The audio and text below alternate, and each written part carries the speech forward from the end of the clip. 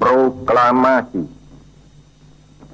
Kami, bangsa Indonesia, dengan ini menyatakan kemerdekaan Indonesia.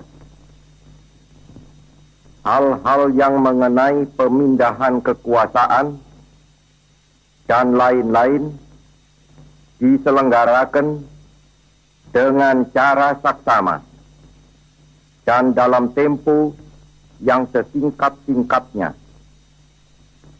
Jakarta, 17 Agustus 1945, atas nama bangsa Indonesia, Soekarno, Hatta. Merdeka, merdeka. Sudah 75 tahun kita merdeka. Waktu yang cukup panjang, sampai akhirnya Indonesia masih bisa menjaga kedaulatannya. Dengan segala doa dan usaha para pejuang dalam membela negara, tak pernah mundur walaupun bertaruh nyawa. Proses yang dimulai dari sebuah wacana besar hingga merah putih yang bisa terpancang gagah berkibar.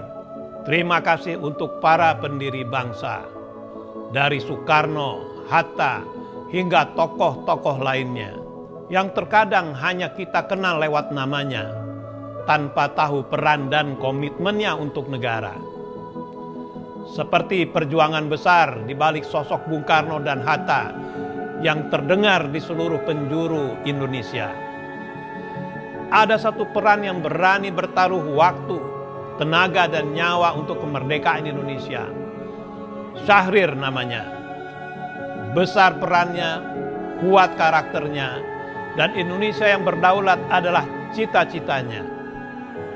Syahrir kecil yang lahir di Padang Panjang 5 Maret 1909. Tumbuh besar menjadi Perdana Menteri pertama yang menjabat untuk negara kesatuan.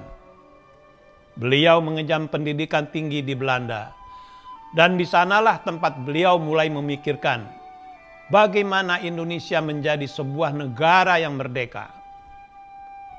Bung kecil, sapaan yang selalu melekat, tapi peran beliau yang begitu kuat. Syahrir yang mengetahui pertama kali bahwa Jepang akan menyerah kepada sekutu. Dan dengan perhitungan yang matang, beliau mengajak tokoh-tokoh yang lain untuk mengambil kesempatan tanpa menunggu. Dorongan penuh perhitungan dari Syahrir ini membuat Indonesia berdaulat melalui aspirasi murni dari bangsa sendiri. Dan 15 Agustus 1945 menjadi hari pertama proklamasi Indonesia dikumandangkan dari kota Cirebon, di mana para pemuda berani untuk mengambil langkah penting saat situasi ini semakin genting. Syahrir menyesalkan sikap dari pusat yang ragu atas berita menyerahnya penjajah pada saat itu.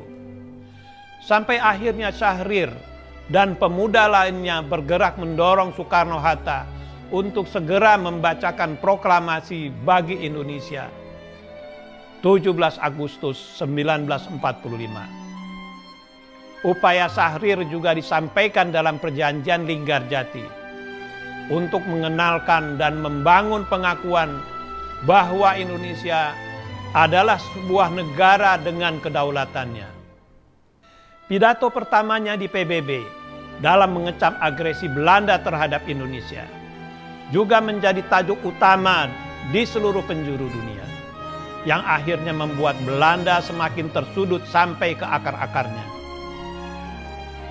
Indonesia semakin diakui di mata dunia, dan para pemuda semakin berani dalam bersatu untuk melawan penjajah yang masih ingin menguasai dengan berbagai cara. Inilah peran besar dari Bung Kecil dalam muara buah pemikirannya. Dan akhirnya 75 tahun sudah kita diberi kesempatan untuk mempertahankan dan mengisi kerja keras dari tokoh-tokoh besar seperti Bung Syahrir yang hanya memikirkan Indonesia untuk tetap utuh dan merdeka. Dirgahayu Republik Indonesia yang ke-75.